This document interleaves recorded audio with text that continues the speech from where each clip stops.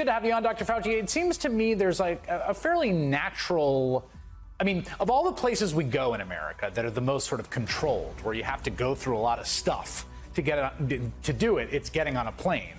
There are also enclosed spaces with circulating air. It does seem like that would be a natural place to have this kind of requirement.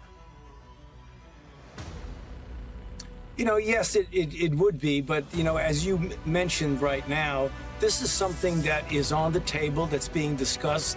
And as you quoted me correctly, I said that I'm not proposing it. But if the president decided, all other things considered in that decision, I would certainly support that. But you should know that these types of discussions are ongoing all the time, Chris, and it is still on the table. A decision hasn't been made.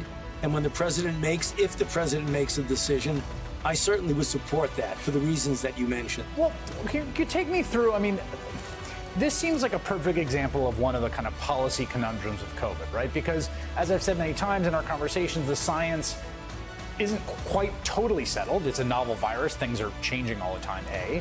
And B, the science is necessary but not sufficient for a set of policy declarations about a bunch of competing equities and imperatives. How do you think through the question of this kind of thing for air travel?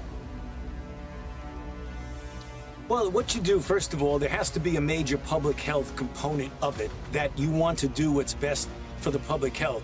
But sometimes there are other things that are involved in there that might, in essence, things that you don't think of might get in the way, a certain type of pushback, a certain type of regulation you might have overcome. So although public health and science clearly always drives everything that we've done, and the president has made that very clear right from the very beginning, that he's going to have the science drive what we do. Right now, these things are under discussion. It may occur, but it is not. The president went so far in his 6-point program of doing a lot of different mandates, as you well know.